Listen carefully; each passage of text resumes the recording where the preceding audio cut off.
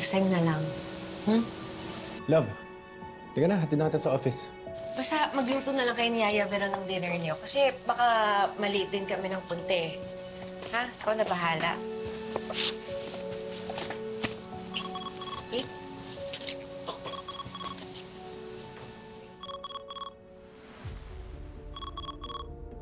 Love yun, masagutin yun? Ah, wala yun, hindi na importante yan.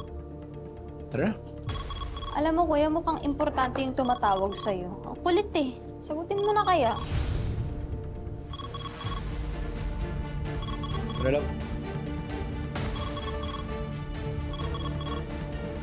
Kasi important. Sige, sige. Sagutin ko na lang muna. Kita na lang tayo sa baba. Sige, ate, ako na lang magpapasalon mamaya. Enjoy kayo.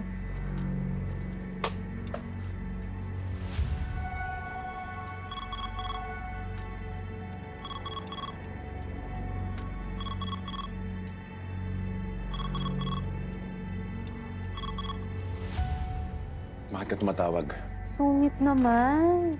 Well, I wouldn't blame you because it's better in Singapore kesa dito. Ano ang kailangan mo? Naiwan mo kasi yung jacket mo dun sa hotel and sabi sa akin ni Tita Sylvia, ako na raw mag-asikaso na ibalik sa'yo. So, kita tayo ng lunch sa park? Pwede bang idaan mo na lang sa shop? Eh, but that's too far. Puntahan na lang kita sa bahay niyo. What the hell, Trixie? Kung pupunta dito sa bahay, makikita ka ni Vanessa. Ako, okay lang. Handa akong harapin siya. Siya ba ready sa akin?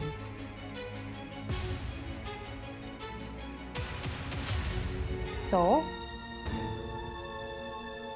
Sige na, sige na, sige na. Magkita tayo sa park mamaya mga lunch. Okay, see you.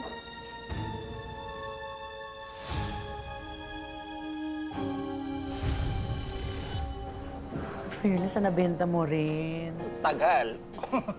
Maabot ng isang buwan.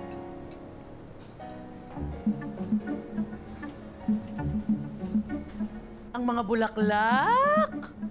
Ang lalago ng mga petals. Rain! Oh. Ano ba? Bakit ka guilty? Guilty ka! Magmula nung dumating si Marco, hindi na nawala yung ngiti dyan sa mukha mo. Masaya lang ako kasi kompleto na kami. Happy na ulit. Happy. Happy! Happy. Ano happy, ha? Sakit ah. Bakit? Patatawarin mo naman ako, di ba? Konting sorry-sorry, chika-chika, tapos pag niligtas ulit kita kay Marco, makakalimutan mo ng lahat.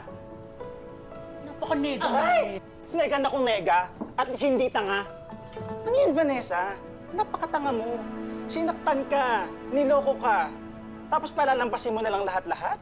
Pero gusto mo mag-away kami. Oo. Huwag mo siyang titigilan hanggat hindi siya umaamin. Eh, umamin saan ba kasi? Sabi naman niya, wala naman nangyari sa kanila ni Trixie.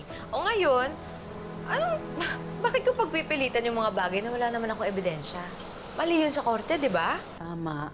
But sis, alam mo, you don't have to explain anything sa amin ni Fons. Buhay mo yan. Ikaw dapat magdedesisyon. Exactly. Tsaka may mga bagay na mas importante kaysa sa pride, pamilya, yung mga anak ko.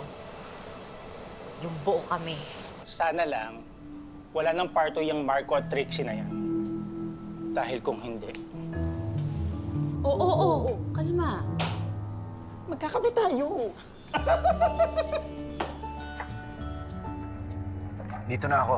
Saan ka? I'm here.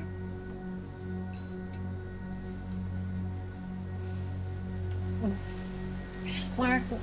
Pinili ko dito dahil walang makakita sa akin dito.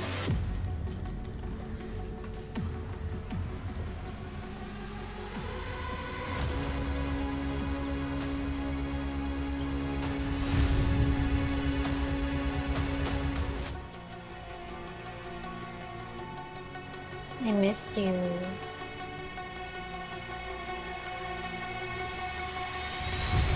Huli ka ngayon.